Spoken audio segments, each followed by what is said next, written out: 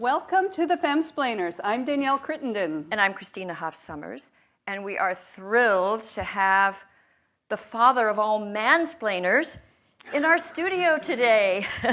Christina, I think he's actually more of a man whisperer. Yes, a man whisperer, the mad genius behind the intellectual dark web, whatever. Welcome to the Femsplainers, Jordan Peterson. Thank you very much. So delighted to have you. And it's an honor to have you. It's an honor. It's amazing. And a note to our listeners, we're recording this in front of a live audience at the American Enterprise Institute in Washington, D.C., where Christina is a resident scholar. And there'll be video of the podcast as well, and we will let you know where to find that when it's ready. And we're also grateful to AEI every week for the use of its recording studio for the podcast. And now for an introduction, though he needs no introduction to the people here, but Jordan Peterson is a professor at the University of Toronto and author of many books and poster of many fantastic lecturers. His most recent book I can't keep track of how many languages it's been translated into, and the sales, just a phenomenally successful book, tour. In fact, my first question is really about your tour. You look pretty good for somebody who's visited, 100 cities in the past year? Since January 23rd. I don't know how you do it. And mostly flying. Well, what do you do for fun? Do you ever get to relax? In brief moments. And what do you do? Go on Twitter and get... Oh, God, yes, although I wouldn't qualify that as relaxing. And I try to, forestall that temptation as much as possible. Well, I have the odd bit of time that I can spend with my wife. She does travel with me. Mm-hmm. And so, we try to take some time to walk around the cities that we're in and see what we can. We're usually not at any given place for more than a day or two, and they're usually pretty packed up with, whatever is associated with the lecture, and then with press that the publishers usually arrange. Well, I heard you interviewed in Sweden. You were in Stockholm, and you had a half an hour to visit the city with your wife. Yeah. And you loved it, but it's you very take your breaks where you get them. Well, the thing is that the lecture tour is unbelievably positive. Yes. And a lot of this is ridiculously positive, so if I'm going out on the streets now or in cafes or, airports, I meet people all the time, and they're always polite, and they're always happy to see me, and they always have some very touching story to relate, and then the audiences themselves are very positively predisposed to whatever it is that we're doing together, and so that makes it a lot easier to stay motivated and to continue. Right. It's demanding because everything's scheduled so tightly, and I do a different lecture every night, every time I go. I find that amazing because I give a lot of lectures and I anguish over every word, and then I have another one, and you go up without notes. Yeah, well, I have a large collection of things that I know how to talk about, and usually what I try to do is to formulate a problem before the lecture, right. And so I'm addressing a specific problem, right. And then I can track how I would set up the argument, and then I walk through it. But part of it's also an attempt to formulate the argument on the fly, to make the question, what would you say, to formulate it more precisely and to make a more precise and engaging answer, and then I can use the audience to judge whether or not that's happening. And so it's also a real challenge to do that. So I enjoy that. And it's an excellent intellectual workout. And I've been recording the lectures, and I've been using some of them to write the first draft of the chapters for my next book and for books after that. And so, I'm able to maximize the utility of doing this at each event. And my wife seems to be particularly well suited to traveling like that. She actually enjoys it quite a bit and is a very stable person, and so that's also helpful. So and it's nice to have an extra brain along because things are scheduled so tightly that we don't ever have any room for error. Yes. So, well, we're going to. I don't know how intellectually rigorous we plan to be with you today, because we know that whenever you're on one of these platforms, you're talking about your ideas. But on the Femsplainers, we want to hear a little bit more about Jordan Peterson, the man. Desperately and definitely want to hear about your wife, Tammy. Yeah. And also, you're so well known for your views on men, or how your ideas have been taken up so enthusiastically by young men. But we want to talk to you about women. Yep, that's good. So, but one of the things you and I share is that we both grew up in Canada. I promised Christine I would not do my Canadian accent while you were here. But you grew up in rural Alberta. I grew up in Toronto. And you are, the country's most famous guru now since Marshall McLuhan. But is the fact that you came from Canada have any effect on your views, do you think? Has it formed you in any way? I mean, would it be the same if you think you'd grown up in rural Texas? How has Canada contributed to your worldview? She's always looking to for the Canadian angle. Canada, so hey, we have listeners in Canada. Well, I think the particular part of Canada I grew up in probably was formative to some degree. I mean, the town I grew up in was only 50 years old, and the particular part of the world that I grew up in was really the last settled part of the North American prairie. This was outside of Edmonton, correct? Yeah, about Fairview? 400 miles north of Edmonton. Oh, 400 miles. Yeah, it's right at the tip of the... That's a short distance. A short distance. Yeah, so the prairie, Suburb. the prairie stretches up that far north. It stretches up farther north in Alberta than it does anywhere else in the North American continent. And so we were at the tip of viable farming, essentially. And so it was a new place, and it was a rather raw place, and it was a rather harsh place in many ways, especially because of the winter. And it was fundamentally a working class place, although a prosperous working class place, right? Because most of the industry there was related to the oil and gas industry, and although it was cyclical, when things were good, working class people could make a very good living. This was during the 70s, so through the whole... Yeah, that's was right. Was it fun to be a kid in 400 miles outside a small town? But yeah, I liked it when I was a kid. I wouldn't say it was as fun when I was a teenager. Right. But I'm not convinced that the majority of people who are teenagers necessarily have the most wonderful time of it. I think adults often look backwards at the past through rose-colored glasses. I think that's what the cartoonist Trudeau accused Reagan of doing continually. Gary Trudeau. You're at the American Enterprise Institute, don't insult Mr. Reagan. No, I'm kidding. I think the words you used for it in your book was teenage wasteland, I think is what you called it.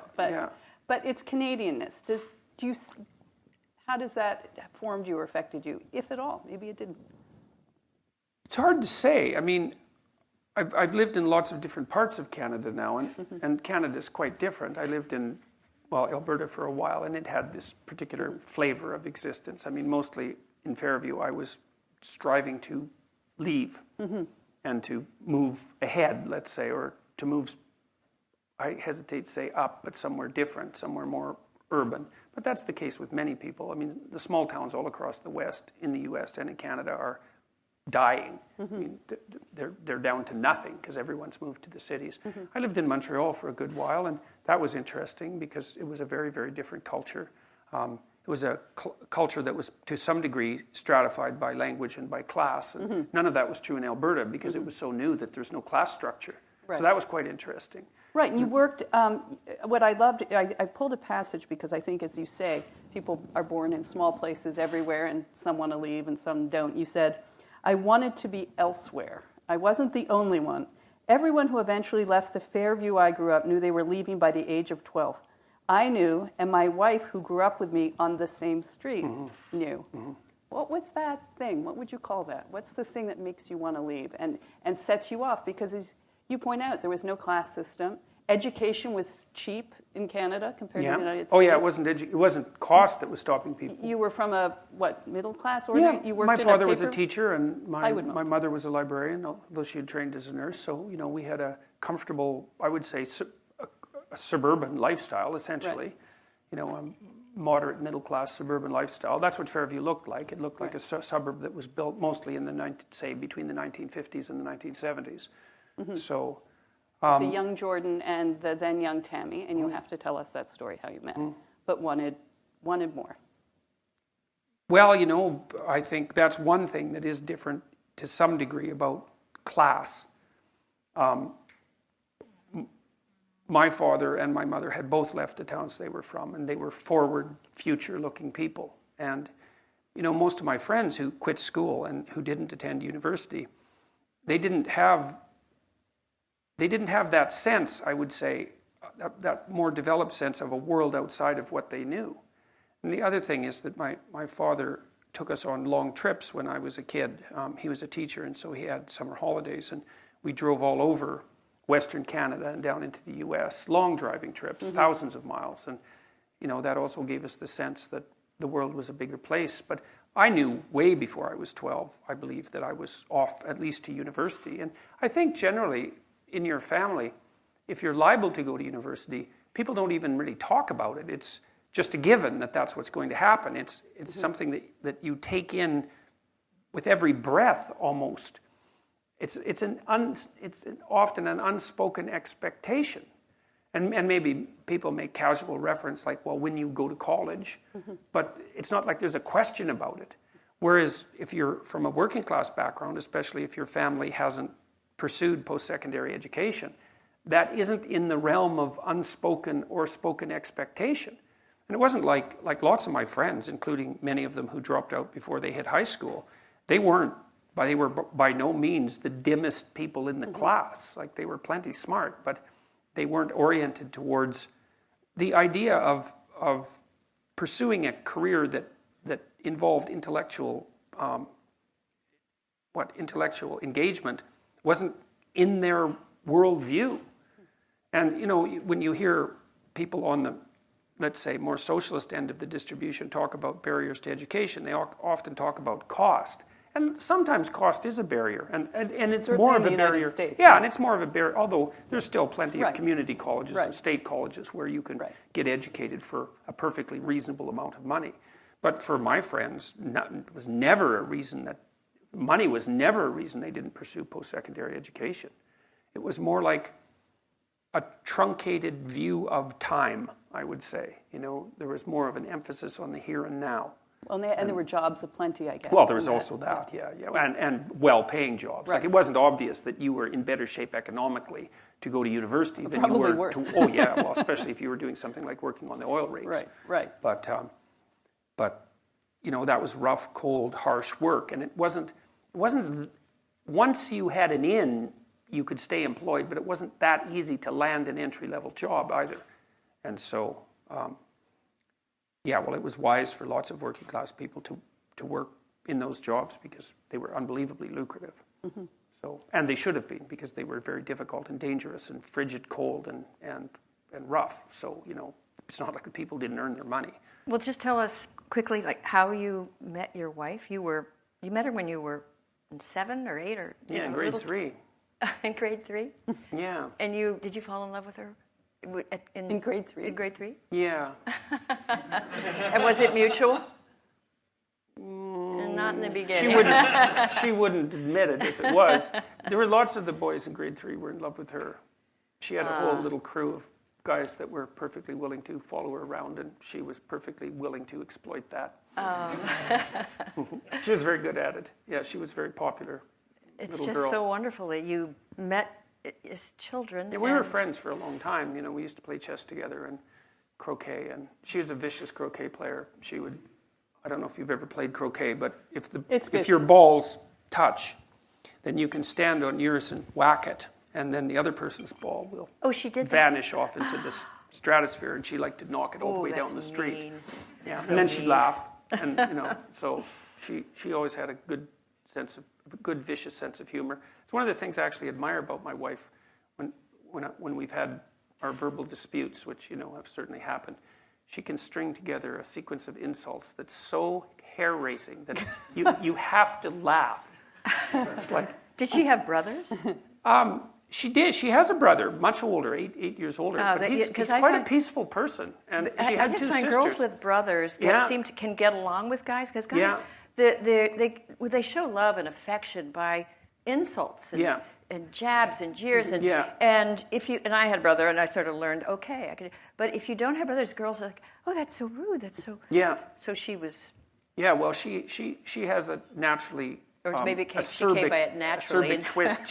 She did. Well, and her father is quite sharp-witted and well, he was a real town character. He's still alive. He was a real character in the town, a real hyper extrovert. Everybody knew him, and he had a pretty good wit on him. And she had some of that. Well, it still does have some of that. So she was Well, aside from her acerbic humor and her ability to whack balls, and I just don't want to go further on that description. That could have many things that tells us about you. But what else attracted? I mean, you've known her pretty much your whole life. So some of the other qualities that not just attracted you, but enable you to sustain. I mean, I think every young person in this room will want to know, and maybe there isn't one, but what's the secret? What's it like to be with someone that long? How do you sustain that? Well, I think if you're fortunate, some of it's good fortune. And I would say this is true. I've watched people in their relationships, personally for a long time, but also as a professional because I've done a lot of clinical counseling. And I mean, there's some things that need to be a given about the relationship, I would say. It doesn't hurt to find the other person very attractive. Mm-hmm. And that's a mysterious thing. We're not exactly sure what it is that produces, let's say, chemistry between people, although chemistry is definitely part of what produces it. There's subtle things that attract people to one another that are way below the level of consciousness. So, for example, women don't like the odor of men who have Rh blood factors, who, if they had children with, would be likely to produce a stillborn infant. Well, that's definitely a category on Match.com. Like yeah, when you, right. Well, it's so strange though because how do you even know? Well, that's a good question, and you know by odor apparently, and so there's what if also you're wearing cologne. well, then it would depend on what type of cologne it is. But RH, what was it? Right, smell is a very strange sense, and it's very deeply tied to very profound emotions, including memory, and so. You find people attractive for reasons that you can't always determine. And so that was part of it. I mean, I've always found her very attractive, and that continues. And I liked her combativeness, like I think that you want someone, I think, in a relationship that you can spar with. And it's partly because you have hard problems to solve. And if the person that you're with isn't willing to put forward their opinion, then you only have half the cognitive power that you would otherwise have. And hopefully you find someone who's interestingly different from you, like not so different that you can't communicate, and you have to be careful of that, but interestingly different, and then hopefully they have the ability and the will to express their opinion, and then it's, then your interest stays heightened, and there has to be that tension in a relationship. People think, well, I want to get along perfectly with my partner. It's like, no, you probably don't. You just get bored, and then you go looking for trouble. And so you want a little bit of trouble in the relationship, and a little bit of mystery, and a little bit of combativeness, and the ability to exchange opinions forthrightly. And I trust her, which is a huge element. I mean, when we finally did decide to get together permanently, we were both in our later 20s. And, one of the things that I had learned by that point and insisted to her about was that we had to tell each other the truth. And she took to that wholeheartedly, and for better and for worse, because truths can be harsh. Does that include, does this outfit make me look like that? Yeah, well, the truthful answer to that is I don't answer questions that are likely to get me in trouble. Yeah, so... I have a son who will answer honestly, and it's infuriating, but then I realized if you want the truth, talk to Tamara. I'll tell you. Well, that's the thing, it's useful to know. The truth is empowering. Truth tellers are charismatic, and actually both my sons are brutally honest, which is disconcerting. Yeah. But I can see that it's made them very formidable, and because of people trust them, and the friendships, and just it gives them a. And you've written a lot about this. Well, if I tell my wife that she looks good in an outfit, she knows that I mean it. Yeah. And so there's some utility in that. And then if you're silent and say, I don't answer questions, that she goes and changes knows it. Well, sometimes she'll say, do you like this? And I'll tell her that I don't. And No, that doesn't that's necessarily useful. make her happy in the moment. Right. But if I do say I like it, she knows that I mean it. And, I actually like her sense of style a lot. So it turns out that 90% of the time it's pretty easy for me to say, look, I think you look great, and mean it. Mm-hmm. And, she's a fairly harsh standard bearer too. Like she's insisted that I stay in whatever reasonable physical shape I happen to be in. That was something that she's very demanding of. And I would say that it's the same from my side. And we've been good at negotiating, mm-hmm. which is, what do you want from a partner fundamentally? What do you want and need? I mean, the first thing is that, well, hopefully, you, like I said, you're blessed with the fact that you find each other attractive. And I think it's very difficult for the relationship to begin or proceed or sustain itself without that. But having that, then what do you want? Well, you want someone that you can trust. You want someone that you can build a view of the future with. And you want someone that you can negotiate with. And that's very hard to negotiate with people because they have to tell you what they think. They have to know what they want or figure it out. They have to tell you what they want. They have to be satisfied when they get what they want, which is also a very difficult thing to manage. And you have to continually update that because your life goes through different stages. And your attraction wanes, as we all know at our stage of life, not fatally necessarily. Speak for yourself. but you will go. I mean, you will not be 25 forever. So that has to be renegotiated. Yeah, well, and you have to work at that too, right. And that's something that people also don't understand because they tend to think that, well, that all romantic interaction should be spontaneous. It's like, well, if that's your theory, then you might as well just give up right now if you're going to get married because the only reason you can think that is because you don't have enough responsibility to make romantic entanglement virtually impossible. And what happens when you're married, especially when you have little kids, is that, and you both have a job, let's say, is you're so busy that the probability that you're going to find time for spontaneous mutual interaction decreases to zero.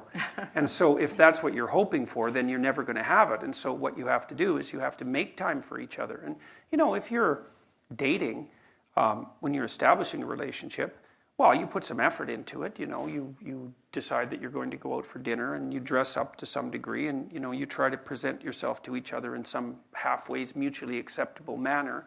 And you hope that there's going to be a positive consequence of that you're going to find each other attractive.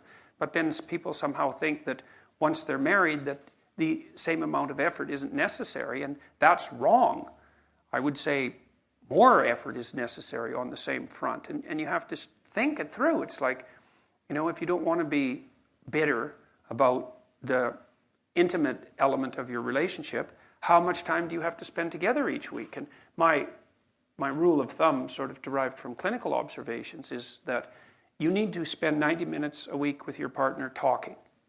And that means you're telling each other about your life and staying in touch, so that you each know what the other is up to.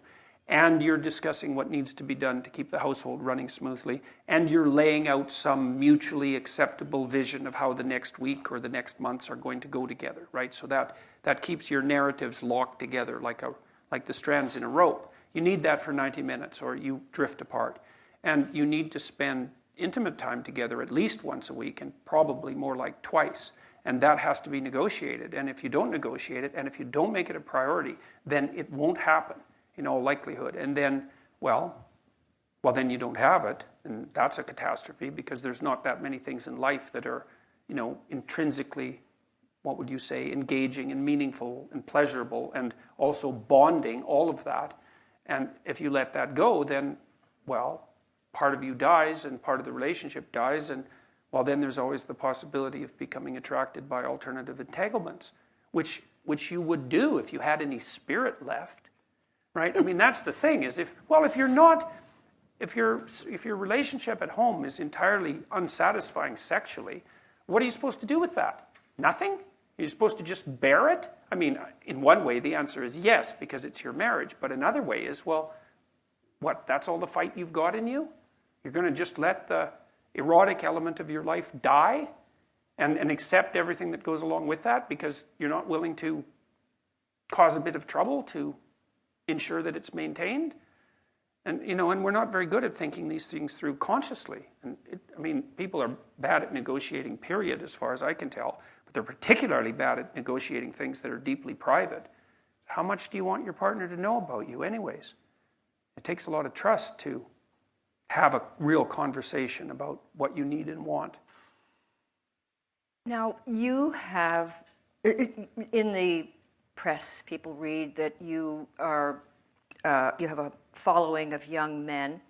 And I went to hear your lecture in Washington, D.C., and there were a lot of women there.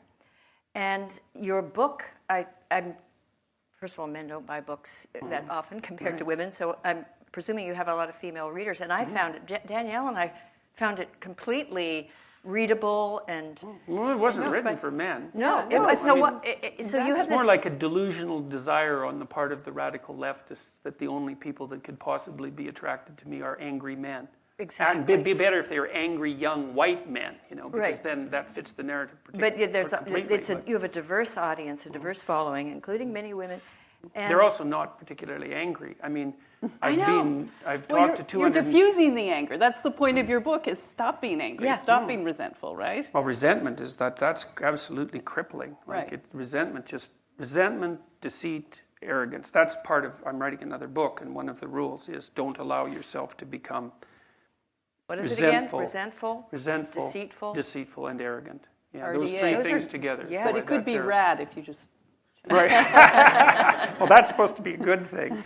So, yeah, and there's been 250,000 people, as I said, come to the lectures, and there hasn't been a single negative incident, not one. This is what I find fascinating, is that I found you early on. I had no idea you were. I just thought, it was like Butch Cassidy and the Sundance Kid, like, who is that guy? Who is that guy? Like, you were pretty good. And we were covering a lot of the same topics later on, and wow, and then, I found out who you were.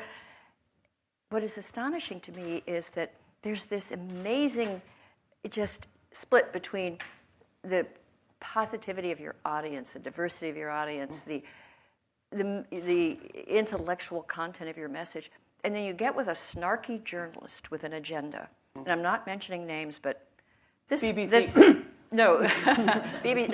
This young woman from GQ. Oh, yeah. And it she was hated just... me on site. And So it was did the just BBC like, lady. gotcha.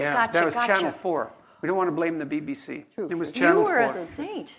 And then and she seemed, like as often, she seemed intelligent and capable of insight up to a point. But it's almost as if something had seized her mind and she... Oh, yes, something had. Something That's had. for sure. You bet. I think people... and Possessed by ideology.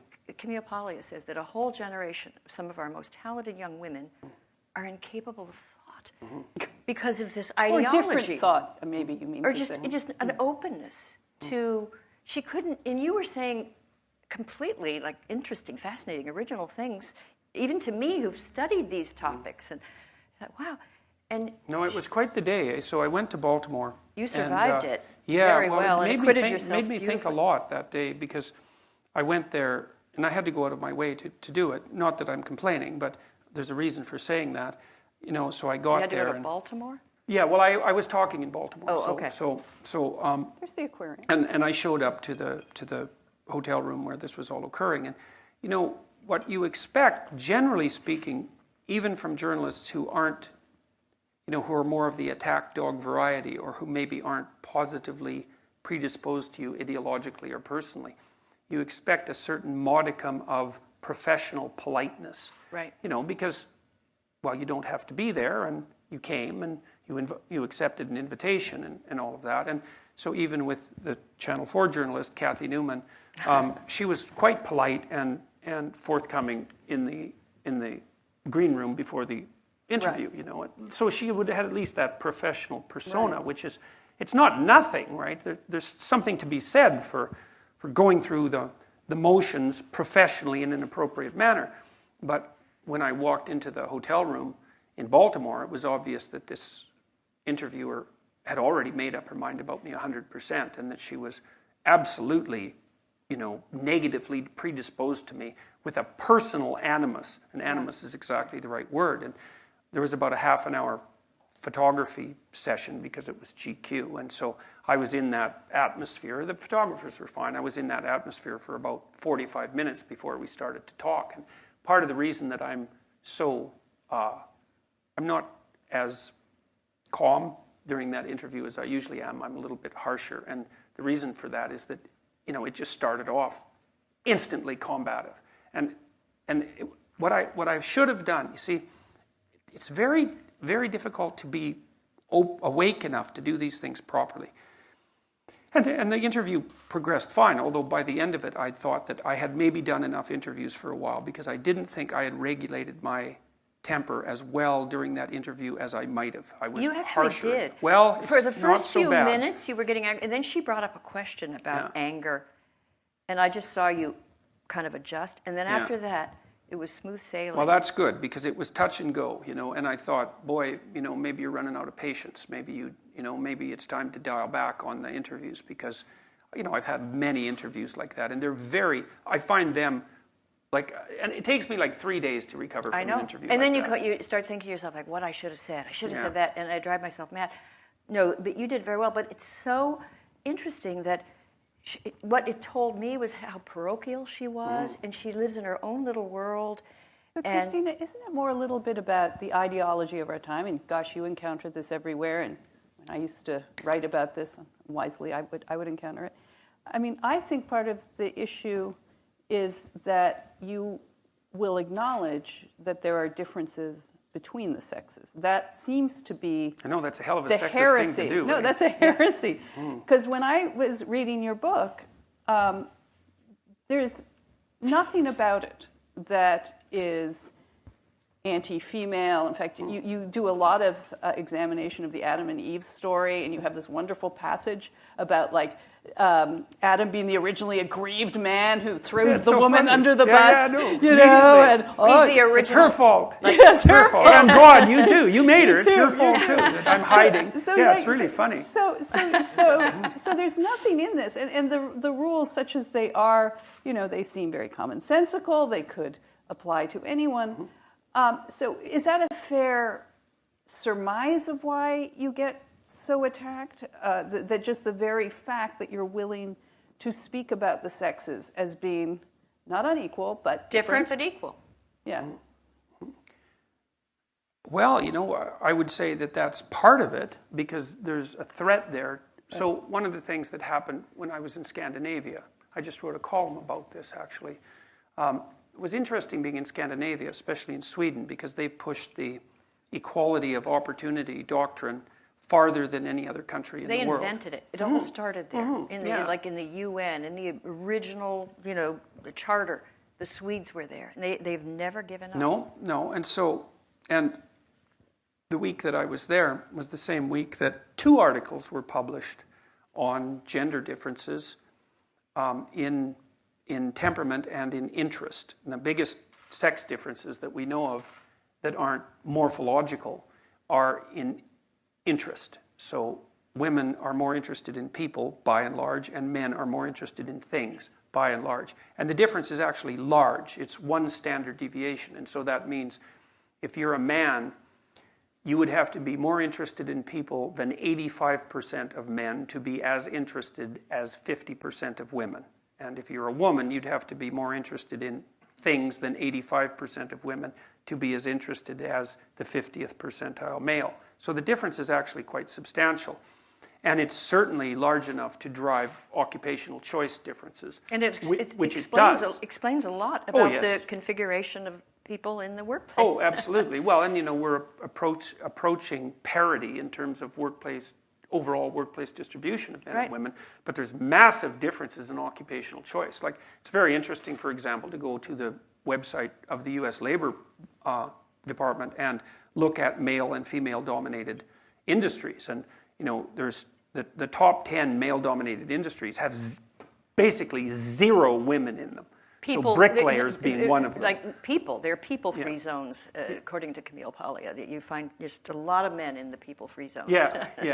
And the women are, you ask a group of women and men, would you rather spend the next 3 weeks taking apart a machine and putting it together, or helping a group of people work out their problems? And the pool of people who want to do the machine, it's just far more men than women. Well, and there's more men in women-dominated industries than there are women in men-dominated industries at the extreme. So that's So you mean, like, that's kind would of that be interesting. like nursing? Nursing, yeah. Yeah, So they there's don't way pay- more male nurses But than the there are male female nurses, bricklayers. I've studied these male nurses, and they already, gender activists are upset because they earn more than women. And a professor of nursing at University of Pennsylvania tried to find out why, and she found out they immediately find out what's the best paying field, subfield. So they go into like nurse anesthesiology. It pays a lot more. The men are there in disproportionate number, and they're willing to work insane hours. They're far more willing to move to a higher The same thing paying Farrell field. found with gender differences is that men are more willing to move. They're more willing to work longer hours. Yeah, they're more willing to work outside. They're more willing to take on dangerous tasks. They're more likely to work in scalable industries. So, like, you can't scale personal care. It's really very, very difficult. They're much less likely to work part-time. If they have small businesses, they're much more likely to work full-time in the small business rather than part-time. Yeah. And, I mean, women have their reasons to want to work part-time. And Farrell also pointed out that if you work 10% longer hours, you make 40% more money. A non-linear return on overtime. That's something that's really useful to know, It's in terms of your career beneficial planning. to an employer. That have someone. Well, it also that'll marks you out. Like if you have 10 employees and they're all doing a reasonable job, let's say, but one of them is working an extra half an hour a day or 45 minutes a day, and you can observe that every day, then that gives them an edge with regards to potential promotion. And the return on those edges is nonlinear. And so, anyway, so I went to Scandinavia, and it was the same week that 2 studies were released showing what had already been established beyond a shadow of a doubt, that the personality differences between men and women, and the differences in interest as well, actually get bigger as your society gets richer and as it gets more egalitarian. And not just a little bit either. That's the other thing that's so interesting, is you might think, well, the effect is, it's the opposite of what the social constructionists would predict, first of all. So that's the first thing to point out, is it's not only that their hypothesis wasn't supported, it was decidedly refuted.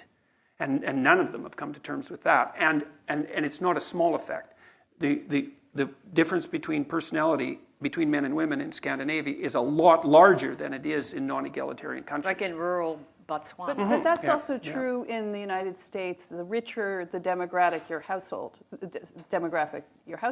the more likely the woman is to take time out and be at home with the kids. Right. Because she can afford afford to do it. She can afford to do it, and she can afford to major in odd, low-paying fields like I don't know, feminist dance therapy or something. Well, the other thing you see too is that one of the things that's also interesting, I think, is that there's this idea that marriage is a patriarchal institution, that's primarily put there for the utility of the male, and you think, well, I think that's complete bloody rubbish, and I don't think there's any evidence to support it at all. But I think the best counter evidence is that, well, if that's the case, then rich people shouldn't be getting married because they don't have to oppress themselves. But the truth of the matter is that the higher your demographic position, the more likely you are to be married. So marriage has fallen apart among, And the more likely the wife is staying home, but not. I mean, she has all sorts of pursuits, but she's not. Well, there's an old saying: any woman who marries for money earns it. Yeah. But now let me this is where you might get in a little trouble.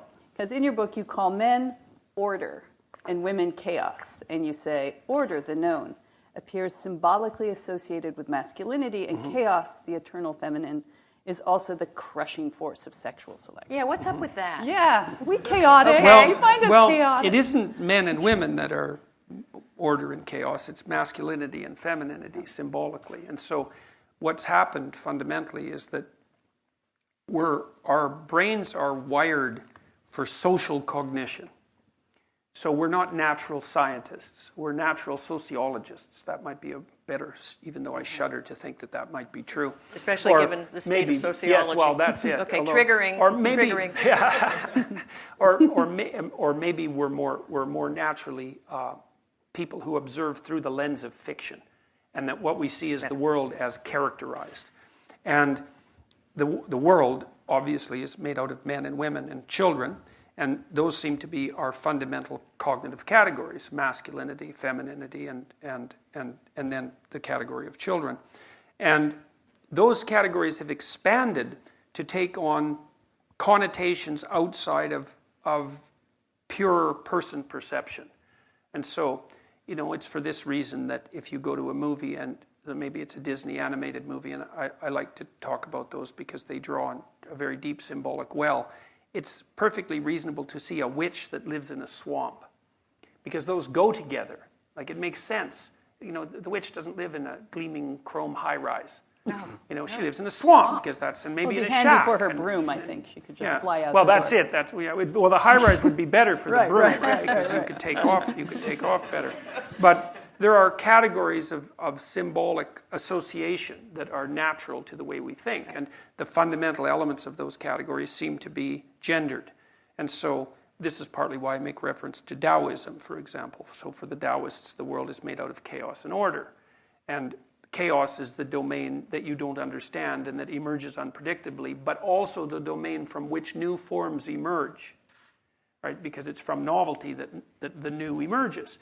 And I think the fundamental association between femininity and chaos is the association between what's unexpected and novel and what's new, because new forms emerge from chaos. And it's not that chaos is bad and order is good. That's not. Both have their pathologies. Both have their pathologies. And their virtue. Yeah, yes, and what you're looking for, and this is what the book concentrates on above all, is that you're looking constantly to find the balance between those two. So, for example, formally speaking, the domain of order is that place that you are when what you're doing is producing the results that you want to have produced. So imagine, think about the preconditions for not being anxious. Okay, so the preconditions are that you're constantly making predictions about what's going to happen next. And those predictions are tied tightly to your behavioral output. So you act in a certain way and you presume that a certain thing is going to happen. And if your actions produce the results that you desire, then you assume that you know where you are and you know what you're doing, and that your plan is intact, and that the environment is secure, and that keeps your anxiety under control. That's order. And then, maybe you're at a party and you don't know anybody, and you tell a joke and everybody looks at you like what you said was not only not funny, but also downright offensive. And then all of a sudden you've moved from the domain of order into the domain of chaos, because you thought you were somewhere, and you thought you were someone, and you thought you were with people that were of a certain type, and you got all that wrong. And so it You're also suggesting it is going to be the woman who says, I find that really offensive. Well, I'm not suggesting that. But it probably is. Never mind. But women are also more sensitive to negative emotion. Right. So there is some slightly higher probability that might be the case.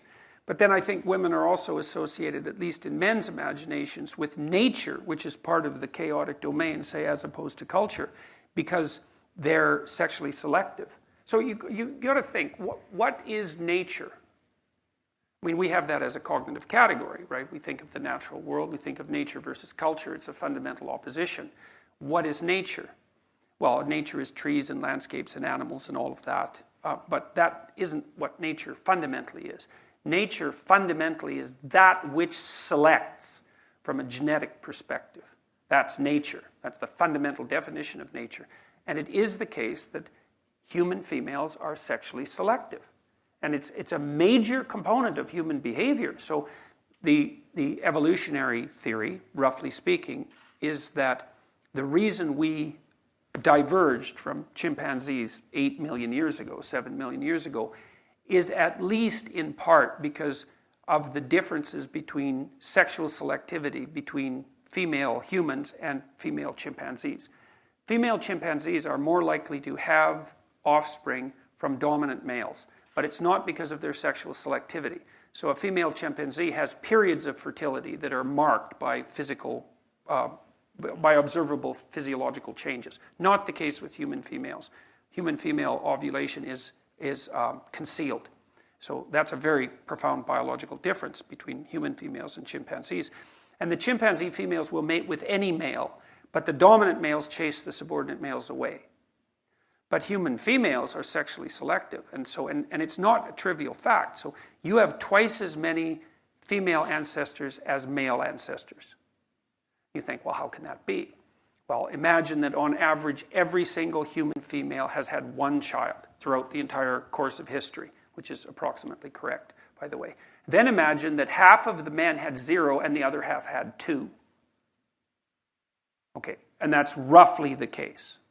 So half of males, historically speaking, have been reproductive disasters. And the reason for that is because of female sexual selectivity. So it is actually the case that female humans are nature. It's not only that they're associated with nature symbolically. As far as reproduction is concerned, they are the force of nature that does the selection. And so they're nature in the most fundamental way. And there is a chaotic element of that, at least in relationship to men, and also in relationship to women, because a lot of the female-on-female competition is competition that's chaotic for the right to be sexually selective, right? Not only with regards to men, which drives a lot of politicking, but also in relationship to each other, because part of what human females do is jockey for position in the female dominance hierarchy for the top position, which is the woman who gets to be most sexually selective. And so that drives female-female competition, and it's a different dynamic. There's similarities between female-female competition and male-male competition, but there are also differences, and they're pronounced. So men, for example, men are more likely to compete for socioeconomic status, and that's partly because that drives female mate choice. So the correlation for men between socioeconomic status and sexual success is about 0.6, and for women it's 0. Yeah. 0. In fact, it's actually slightly negative. Yeah. So, and that's a huge difference between men and women. But do you know the anthropologist Sarah Hrdy? Hrdy. And she's like my favorite feminist theorist, although as she would say, I'm a theorist who happens to be a feminist, but she studied primate behavior, and she looked at the women the females and not women, very carefully, and looked at chimpanzees and gazelles and so on, and found that the female, initially, like male primatologists would look and say, oh, the males are dominant and the females are so cooperative. She looked more carefully and saw the females weren't exactly cooperative. Like they would pass around their infant, their baby, whatever they were, and would find, and so the male primatologist would say, oh, they're so kind and caring. She found out that when it was not it was not hers, they would take like little tufts of hair that would come out, or they'd do something to the eyes, and the baby would like be injured, and she saw all this violence. Especially but it was true covert. When there's status differentiation. Yes. So it's much more likely that'll happen when a higher status female is taking care of a lower status infant. Exactly, and she said the great tragedy, well, not tragedy, she said the reality of our species. And in fact, the subtitle of her book is The Woman Who Never Evolved. We didn't evolve for niceness and cooperative. There's immense competition, and we can, according to her, it's indelibly, marked in our nature to compete for the dominant males. Oh, and yes, no doubt about that. And that seems true cross-culturally as well. That does flatten out a little bit in the more egalitarian societies. Yeah. So instead of being exaggerated, it does flatten to some degree. Right. So you could imagine that there's a biological component and a cultural component. Of course, and both. In that case, if you modify the cultural component, then that seems to decrease the overall. So, let me be more clear about this. Women are less prone to mate across and up status hierarchies in Scandinavia than they are in less egalitarian countries. But they're still prone to do it. So worldwide, for example, young women find men who are about 4 years older than them maximally attractive. And they tend to mate across and up status hierarchies. And so one of the consequences of that, for example, is that as women have entered the workforce, they've actually driven inequality, because rich women will only marry rich men. men as rich as them or richer, whereas rich men will marry women who are poorer than them, but women won't.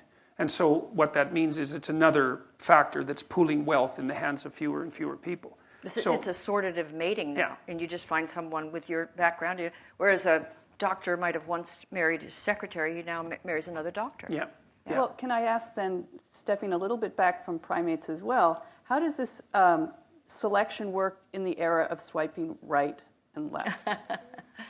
What is your reaction to the way young people date today? No, that's a good. I was really hoping we'd get into that. I was really. Well, you were very into the monkeys, so I didn't want to interrupt it. No. Well, I should close off the Scandinavian discussion just by pointing out, and this is something that the Scandinavians are really going to have to wrestle with, is that if you institute effective policies to promote equality of opportunity, which the Scandinavians have done, you're going to produce some equality, so like a 50-50 distribution of men and women in the workplace, but you're also going to exacerbate certain kinds of inequality, and you can't get out of that. So you cannot have equality of opportunity and equality of outcome together. They don't work together. And equality of outcome, the essential equality of outcome doctrine, which is often described with the code word equity, is that at every level of every occupation, the people have to be represented by the same number that they're represented in at the population.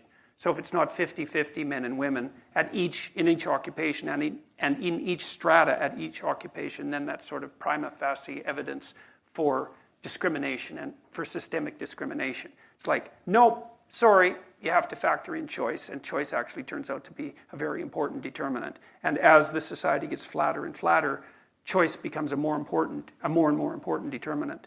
And so what that essentially means is that the most radical end of the left-wing political agenda is logically impossible, apart from the fact that it's impossible for a variety of other reasons. And they should look at the data. I mean, it's just a cliche now of in any group of activists, and they'll say, oh, well, we need, in order for women to achieve equality, we need government-funded daycare, and we need online.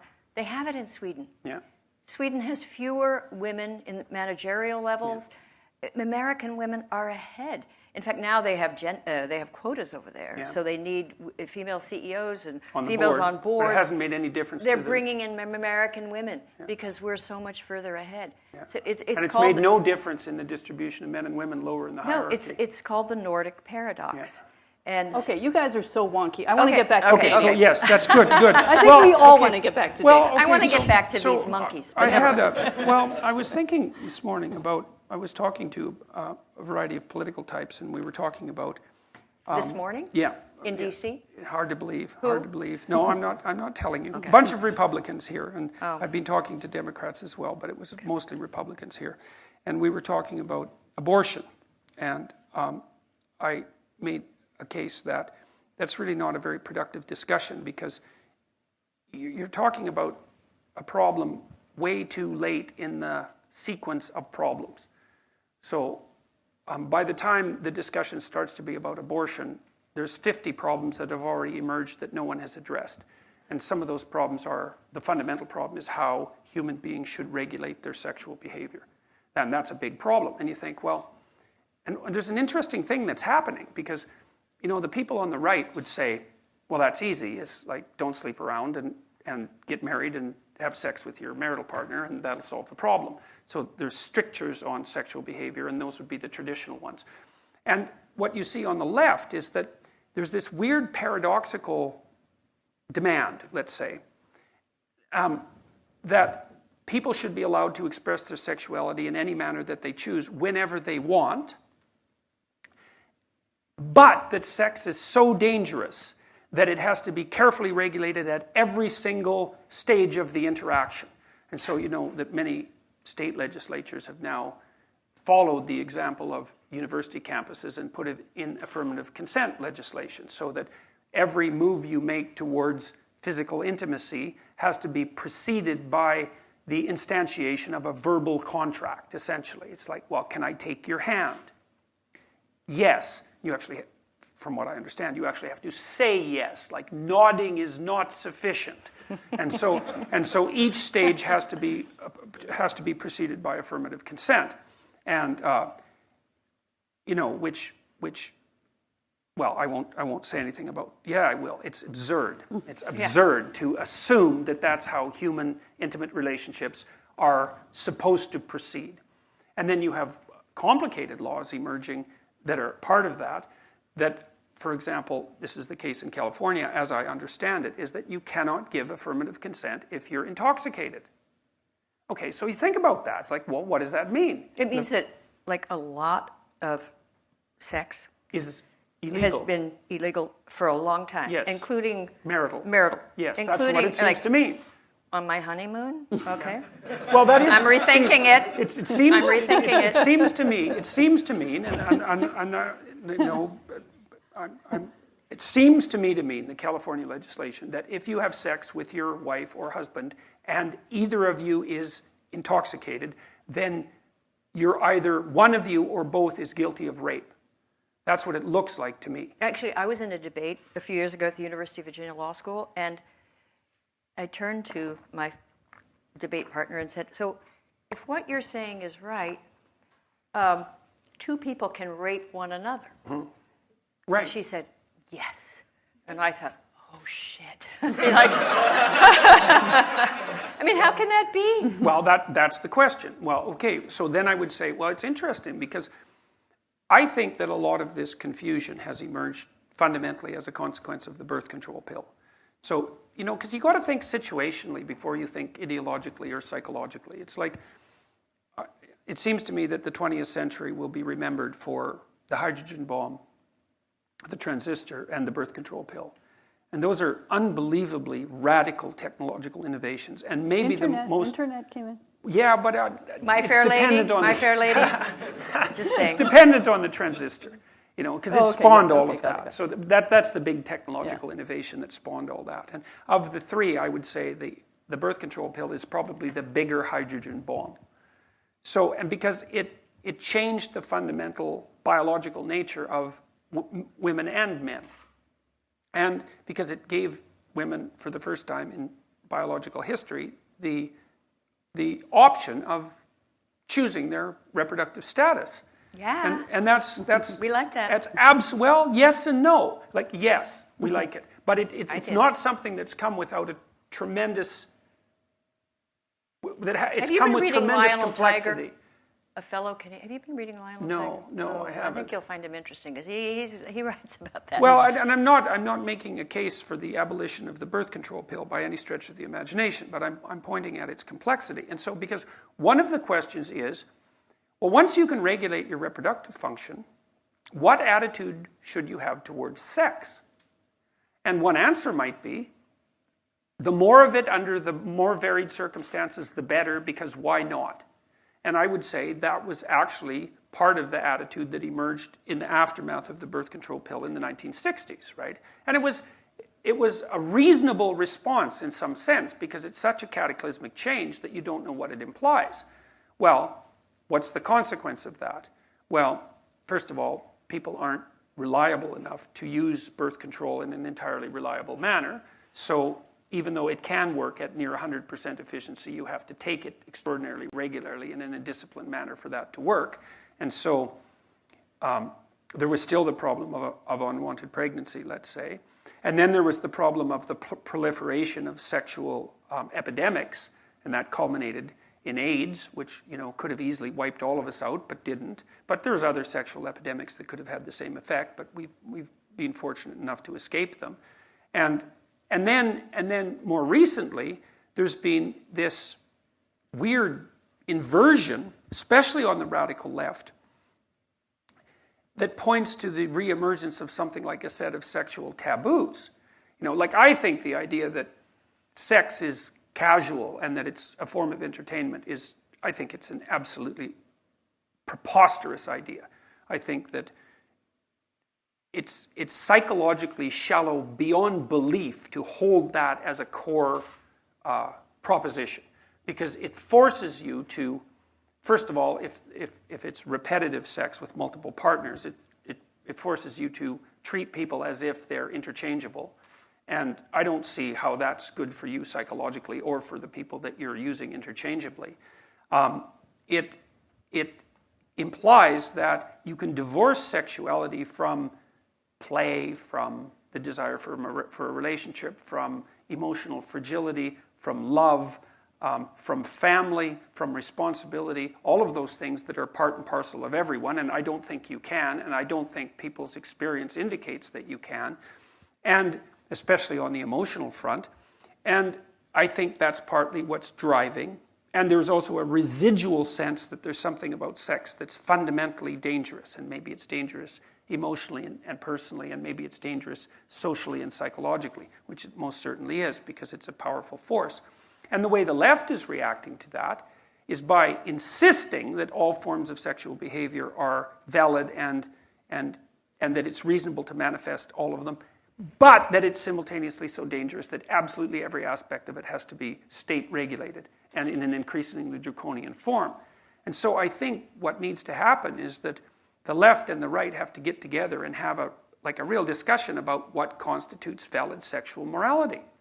And that's the conversation you have to have way before you worry about solving the abortion debate, which is very divisive and very intractable. Well, one of the things we talked about actually just last week on the podcast is this cover story in The Atlantic about the sexual recession amongst young people, that despite the advent of the birth control pill, abortion is going down. But there's there's the less sex. sex. There's Everything less is going down.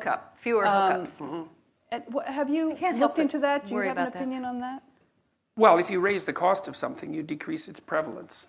And I think that it seems to be, Dangerous now to hook up. Well, you don't know what'll happen. I kind of think that it's also a reflection of the same thing that Bloomberg reported on just a few days ago. They said that across businesses, men are thinking, I'm not spending any time with a single woman that isn't, associated with me in some formal manner, like my wife. I'm not going to do it. I'm not going to mentor young women. I'm not going to be in a room alone with them. Because I could face career annihilation. Absolutely, and instantly. They're frightened of young women now. But as Kate Julian said, that's part of it. But we can over-exaggerate the part. I mean, anxiety and depression is going up amongst both young men and young women. Suicide is going up. It's not just a, most people I think are not. We're talking about an elite demographic who is into the consent and political correctness and workplace. This is across the board, and it's global. It's happening even in Sweden. It's really happening in Japan. Yeah, and Japan, exactly. So weird things are happening. And that speaks to, and especially in Japan, they have people, especially young men, have given up on intimacy, and that having sex is actually. But have too they much given trouble. up on the sex robots? Right. No. Well, right. Well, The that's Hello the Kitty question. robots. Well, and there's pornography. Yeah, There's lots of pornography. Like basically zero risk But even sexual when you behavior. allow for pornography, that men and women will sort of separate that from their actual sex life. But anyway, we're seeing a whole, I guess, collapse of intimacy, let alone sex. And I don't think that's just explained by the political nature. So I'd be interested in your thoughts. Yeah, well, I don't know the literature on the decline in sexual activity well enough to know if it's valid or reliable. But I think that in a stable society, you take lots of things for granted. You take the fact that men and women are going to be sexually attracted to one another for granted. And even though it's more fragile than it appears, it's suppressed more easily than you might think. And you take the idea that men and women are going to move together towards the establishment of long-term intimate relationships for granted. But that's partly because you don't understand what invisible preconditions exist to make that self-evident. And when those invisible preconditions are disrupted by rapid technological or sociological change, then things shift underneath you and you don't know why. A lot of it is traced to the advent of the smartphone, especially in the Generation Z. That Kate was explaining this to us, that you could see it was broadband internet and the smartphone that led to this, increasing fall off of relationships. Well, maybe the abstract is more interesting than the proximal. You see that when you're having dinner with people. I want to know the truth. Have you ever been with somebody you loved and found fascinating and all that, but you really wanted to get back to your smartphone? Has that ever happened? Yeah, well, it happens all the time. It happens to me. Yeah, She'll Christina, never admit it. No, it happens during our podcast. to tell you to put your phone down. No, I'm researching things for the purpose of the podcast. They're very addictive. Yeah, they're very addictive. And you know, I read the other day that they're very alluring. They are. We're kind of going together. The preferred method of interpersonal communication between young people now is texting rather than face-to-face communication. Right, and the swiping that apes don't. Well, that's a very interesting topic too. Like the Tinder phenomenon. That's because that's also a major technological revolution, because what it's done, I would say, for the first time, is reduce the cost of rejection to males to zero, because it hides it. The only people you ever hear from are people who haven't rejected you. Although but there was one man who had to make 300. He actually tallied it. Yeah. He had to make 300 requests of swiping right or whatever to for one reply. So I think he had the sense of rejection. Sure, but it's massively attenuated. Yeah. And it's not observed. Yeah, you're not being humiliated. Not at all. Right. Not at all. It's really at arm's length, and you know you can swipe very, very rapidly, and so you can get all that rejection over with in a very short period of time. Right. It's like losing a video game or something. Less. Because worse. Not nearly as bad. Yeah. So, and you know, I don't know what. And I mean, Tinder also reduces one of the other things that you want to think about with regards to sex, and I think this is probably particularly true for women, is that to what degree is it in women's interests to allow the cost of sex to fall to zero? Because with pornography certainly does that. And it just seems to me that that's not a very good long-term strategy for relationships between men and women, because whatever sex is worth, the cost of zero is the wrong price. Mm-hmm. And so that's... You know, you can go to the bunny ranch and pay quite a bit for it. Well, true, but that's true. But you don't have to. And you know, I've heard from a number of women read blog reports on their frustration with their attempts to be relatively sexually selective. Like, let's say they decide that they're not going to sleep with their new partner on the first date. You know, they're frustrated by the fact that to the degree that they're being cautious in their sexual behavior, which I think is actually an admirable idea, that they're instantly outcompeted, especially if their partners are somewhat impulsive, by women who will say yes at the drop of a hat. And so, well, again, I don't think, you know, it depends on what the goal is. That's the thing, is that there's short-term sexual gratification, but the literature indicates that married couples, for example, or couples in a permanent long-term monogamous relationship are more sexually satisfied than single people. And maybe the single people have to be parsed out into those who are sexually successful and those who aren't. But I suspect that wouldn't make that much difference. But whatever. There's the utility of relatively immediate sexual gratification, for whatever that's worth, and the adventurousness that goes along with that, let's say, the hunt and the excitement of having a new partner and all of that, and maybe even the danger that's associated with that, because people like to have a little bit of danger in their life.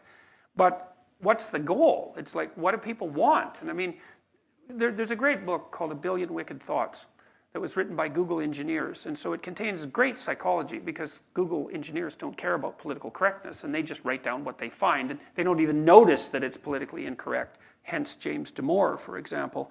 And what they found was that women use pornography just as much as men, but the pornography that women use is verbal. It's not imagistic.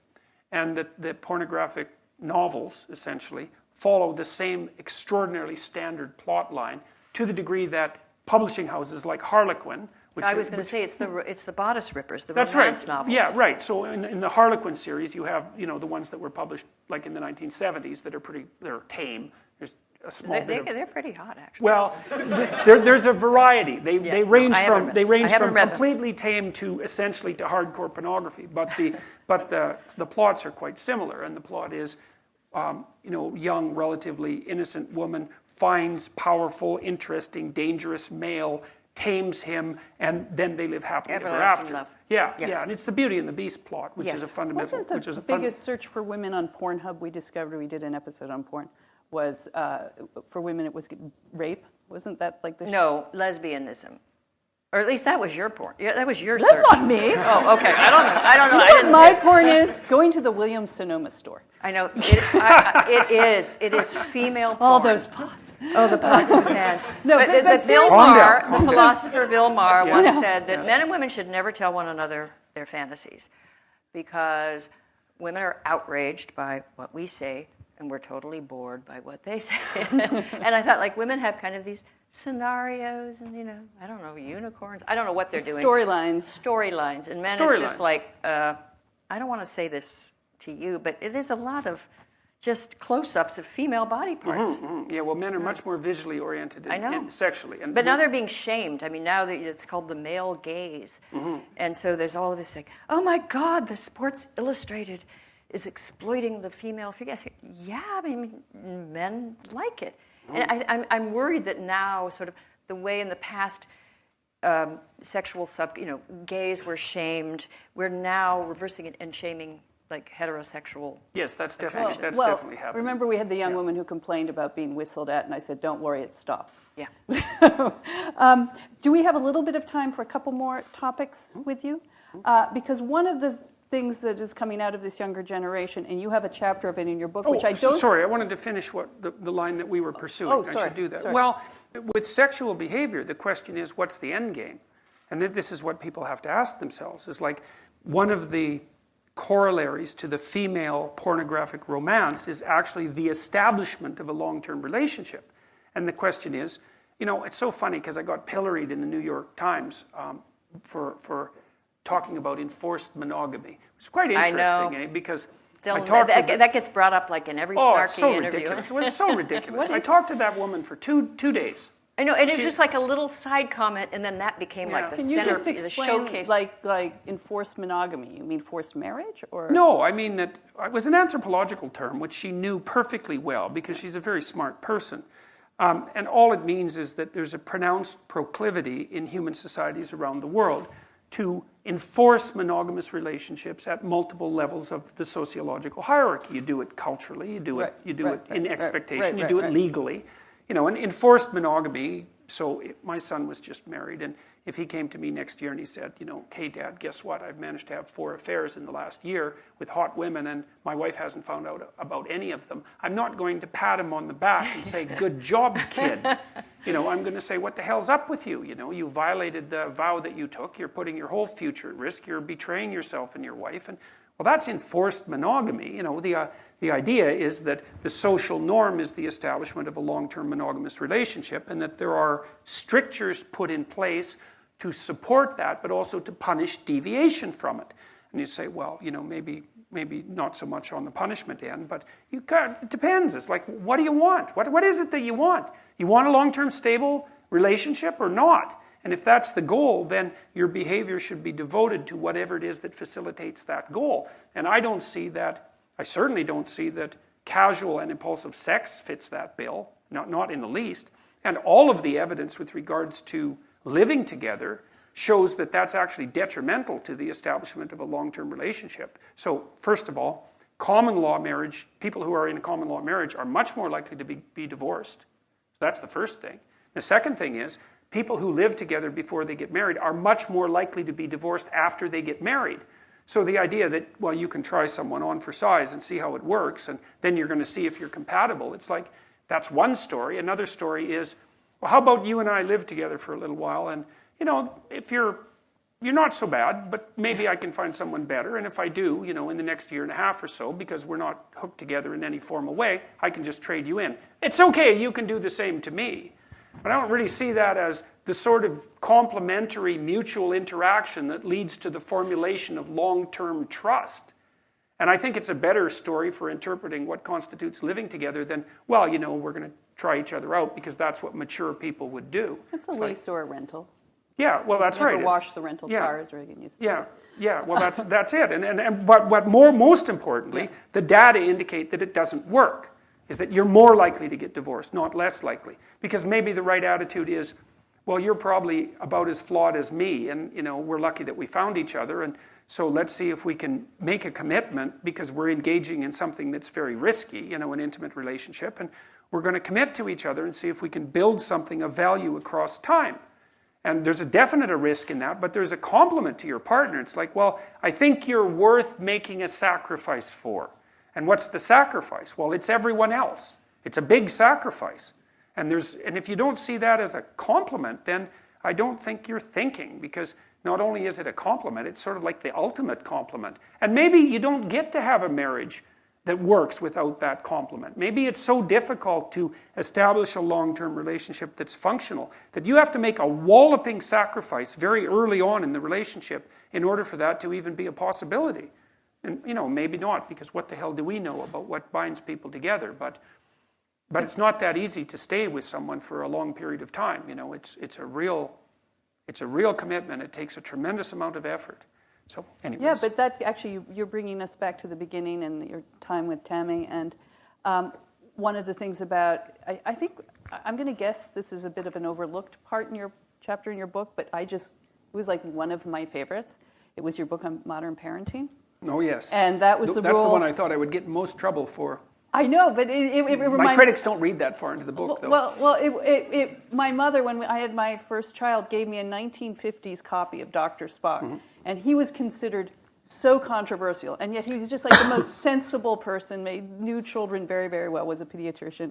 And your rule for parenting is, do not let your children do anything that makes you dislike them. And you kind of, in that one chapter, and it's not even one of your longest chapters, just did this wonderful sweeping overview of modern parenting and the problems, and in some ways that we're producing maybe some of these kids who are prolonging adulthood, prolonging the markers of adulthood, that you feel that parents, you said, you see today's parents as terrified by their children, not least because they've denied credit for their role as benevolent and necessary agents of discipline, order, and conventionality. And then you told some hilarious stories about when your wife ran a daycare center out of your house, and you would get into tests of wills with some of the 2-year-olds. But yeah, they're tough, man. 2-year-olds can be really tough. You described your son as ornery. I'm glad to hear he got married. Congratulations. Tough kid. Yeah, he still doesn't want to do anything he doesn't want to do. Yeah. He's very charming and very emotionally stable. So it's like he's easy to get along with, but trying to get him to do something he doesn't want to do, it's like he had my wife defeated when he was 9 months old. And she's tough, like seriously, she's no pushover. But he would just sit there with his mouth closed and glare at her. It's like, I'm not eating that, and I can take more than you can dish out. It was really something to see, to see that kind of force of will in someone that small. Well, talk a little bit about that and just the modern roles between men and women. I mean, we're less... you're not really supposed to distinguish between fathers and mothers, even though that seems to inevitably happen in most. Well, it happens in large part because the children differentiate between them. Like parents are under the delusion that most of what you do with your children is driven by what you want to do with your children, when in fact it's driven to a massive degree by what your children want you to do with them. And so there were studies done 30 years ago on feminist parents who decided that they were going to raise their children in non-gender differentiated manners. And when they were studied, they found that the parents who had that explicit philosophy were just as gender differentiated with their children as the parents who didn't have the philosophy. And the reason for that is that if you're a parent that has any sense at all, you don't respond to your children as a rigid ideologue. You respond to them as whatever it is the child manifests him or herself as. Like, with any individualized relationship, you take your cue from the person. And you might think, well, a child has no intrinsic nature. But, if you think that, you either don't have children, or you've never seen a child, or you're so blinded by your ideology that you don't have a child. You just have a blank projection screen onto which you project your presuppositions. And then heaven help your child. So a lot of the gender differentiation is actually driven by the children's demands, and that's all for the good. That chapter, I thought I would get into tremendous trouble for writing that chapter because it's contentious right on the surface, just the rule, because the rule first implies that children can be dislikable. And then I would say again, it's like, have you met children? Yeah, exactly. Were you ever a child? Were there children you didn't like? Well, obviously, and so lots of children are dislikable, but it's taboo to admit that because they're all sweetness and light and innocence ever since Rousseau. But, Rousseau put all 5 of his children in an orphanage where they all died. So maybe we won't talk too much about Rousseau. And then the next taboo is, that parents can dislike their children. Right. But if you're a clinician and you don't think that parents can dislike their children, then well, then you're not a clinician, because one of the things you constantly see is that pathology within families is an incredibly common source of psychological destabilization, right? And it's terrible tension between parents and their children and between siblings. What I suggest in the book, which I think is radical by today's standards, is that your fundamental job as a parent is to ensure that by the time your child is 4 years old, that they are maximally desirable to other children and to adults. Because what happens is that after the age of 4, you aren't the primary agent of socialization. The social world becomes the primary agent of socialization. And if your child is the sort of child that's invited to play by other children, because your child is capable of forestalling gratification and taking turns and playing someone else's game when it's necessary, and abiding by the rules and not having a temper tantrum when they lose and not getting too, high on their horse when they win, then many children will invite them. Sorry, I was No doing problem. football signals. We have all these signals. I don't know what you mean. Just say it. What do you want me to do? No, I know we have signals. we have our limited time, and so I just wanted to. I was actually saying. Any more questions? But this is great. I Well, was so- selfish of me because I really wanted to hear you talk about Well, parenting. I know. I just want to let him just. I'll take 15 seconds to wrap that up and then Yes, stop. please. Well, so look, you get married when you have your children, and you're flawed and your partner's flawed, and hopefully you're flawed in different ways. And so you put the two of you together and you make one approximately normal person. And then, hopefully. And then your child has to interact with that dyad that is a reasonable representative of social norms. And if your child disappoints you with their behavior, the probability that they will disappoint other people is very high. And so you have an ethical obligation to ensure that your child is behaving in a manner that makes them optimally desirable to their playmates and also to other adults. Because then the kids invite them to play and they get to be socialized. Right? They have friends, for God's sake. It's like, what do you want for your kids? How about some friends? Wouldn't that be nice? And maybe what you'd like is that they regulate their behavior well enough so that when you take them places, restaurants, to see your friends, to see your relatives, they behave in a manner that's sufficiently civilized so their intrinsic charm wins over the adults, and everywhere they go, people are smiling and welcoming instead of wishing with fake smiles that the damn brat would leave along with their foolish parents, which is that's not a good environment to have your child constantly exposed to. No friends because they're too selfish and immature, and irritating to adults so that they're barely tolerated under the mask of false smiles. It's like you have an ethical obligation to regulate your child's behavior so that they're optimally acceptable socially. And that is not how people look at children in the modern world. They think, well, you're raising their self-esteem or you're enhancing their creativity, or you don't want to put constraints on their behavior because you're going to interfere with the flowering of their intrinsic self. And it's all Rousseauian nonsense. And there's no evidence to support it. And he's no expert. Oh my God, he was That's the right. worst father in history. Such a corrupt. And he had these babies with this poor scullery maid and left them all in actually a place where they would just languish and die. Yeah, right. 5 of them. Rousseau. Yeah, I know. Yeah, exactly. Man is intrinsically good. Yeah. Well, except for Jean-Jacques Rousseau. But I just remember a few weeks ago I was reading about you, and somehow I got onto somebody's Twitter feed whom I will not mention because, oh my God, but anyway, a difficult person. And she was attacking you and had a selection from your book where you had called 2-year-olds little monsters.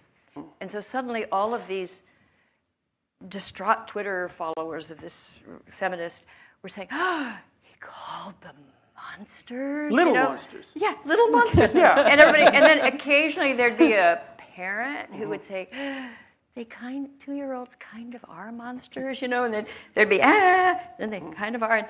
And they had taken this out of context and shown it like something to deplore, and it was so amusing to me, this little game. Hopefully they'll soon be cursed with some 2-year-olds. Well, they're going to get their own little monsters. Spoken as people who have my never son had was, children. I won't say which one, was 2 years old and had he was a good boy, but he had an insane meltdown in a supermarket. I was with my mother. We both pretended we didn't know him. We didn't want to be the parent. Oh, yeah. Oh, yeah. Watching And we heard people say, "Oh, my God, look at that child." And we were going, watching a 2-year-old have a tantrum it's a it real was little terrifying. miracle. I didn't want to be associated with it. We had a boy who used to be in, like when my wife was taking care of more kids than ours, there was a little boy who had learned to throw a pretty decent tantrum. And he would do that. And it didn't work in our house because we'd just leave him have his tantrum and go into a different room, and then he'd kind of wake up out of it and there wouldn't be anybody around. And so that, like if you put all that work into audience. a dramatic display and you have zero so audience, true. you're not going to sustain it. Anyways, he could actually hold his breath until he turned blue. So you should try that. You go home and see if you can do that in front of the mirror, man. Like it's hard. It's very, very. You have to be it. You do. It was impressive. It was, and 2-year-olds are very impressive. They have unbelievable outbursts of rage and disinhibited emotion. And your job is, they're driven by these underlying motivational systems that are unbelievably powerful. And it's part of what makes them delightful, because when they're happy, they're insanely happy. And when they're playful, they're incredibly playful. And so the positive end of them is way exaggerated compared to, a rather drab adult. And so it makes 2-year-olds extraordinarily interesting. But the same is true on the negative emotion side. They're completely dysregulated. And it's really hard on them. Like to have a 2-year-old who isn't in control of their emotions means that you have a child who's developing central personality, their ego, for lack of a better word, is constantly being swamped by these powerful underlying emotional systems. You know what it's like if you are enraged for any period of time, or if you're engulfed by grief. Like, it's exhausting. It's demeaning and it's exhausting. And it's the same with a little kid. It's like, it's a real defeat for the developing, integrated individual to be subjugated by those catastrophically powerful emergent emotions. And part of your job as a parent is to scaffold the part of the child that can regulate and inhibit those powerful underlying systems. So with my son, for example, when he used to misbehave, I would count and say, "You're going to go sit on the steps." He'd say, "Oh, no, I'm not." I would say, "Oh, yes, you are." And then usually I'd have to chase him around because he wouldn't go sit on the steps. And so I'd put him on the steps and say, "You're going to sit there until you've got yourself under control." And so he'd say, "No, I'm not." And I'd say, "Yes, you are." And then he'd try to get up and I'd just hold him. Say, "You're going to sit there. I'm going to hold you till you sit there." "No, I'm not." It's like, I could outweight a 2-year-old. So I usually won those battles. And then he'd sit there and I'd say, "Look, kid, this is the deal." I'd say 2 things. Like, you want to have a bad day or you want to have a good day? You think about that. Because if you want to have a good day, we can just have a bad day. At that Yeah. But if you want to have a bad day, we can have a bad day. So you sit here, and as soon as you get control of yourself and you're ready to be civilized, then you can come back and we can have a good day. So he'd sit there.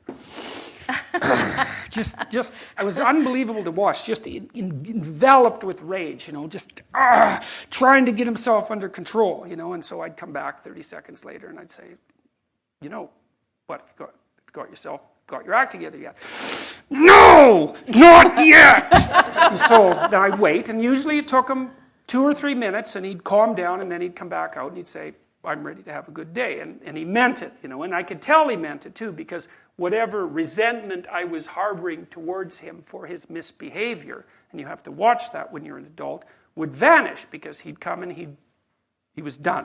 He was ready just, to proceed on a civilized basis. And it was really interesting to watch that, because it took him, every time he sat on the steps, it took him a shorter and shorter period of time to attain mastery, right? Until, it got to the point where he could only have to sit for 15 seconds or so, and he would bring himself under control. And that was a victory. Like, if you imagine the neurological systems developed that are responsible for personality integration, it was a victory for those systems, because they were attaining the ability to regulate the lower order spontaneous emotions.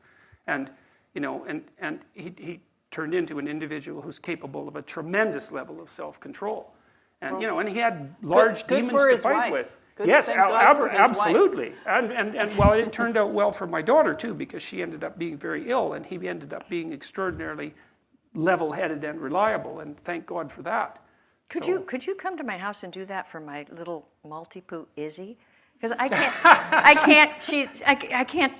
can't train her. She's like a maybe that's the next book. The dog. I would love 12 a rules on how to train your dog? Yeah, The except you like 14 cats. You like cats. What's with that? Well, that's the Okay, one we rule can't- I objected to. Like, what's with petting the cat? I wrote about dogs for 2 pages to begin with, okay, just to well. satisfy the dog It people. didn't satisfy us. Yeah, well, they're not satisfiable. You can't satisfy them. All right. Well, we can't thank you enough for coming here. I know the AEI audience is just so delighted to have had the chance to hear you. Well, I'm really in happy person. that we got the chance to talk We finally for some length of time. I've only Yeah. met you Yeah. once we met in DC, but I've just seen you. I know on the we've internet. passed electronically, Yes, yes, right? yes. That's Oh, all, you've yeah. swiped past. Oh yeah, well there was that. We're not going into that. Okay. Thank you, So everyone. Thank you, Jordan Peterson, Dr. Peterson.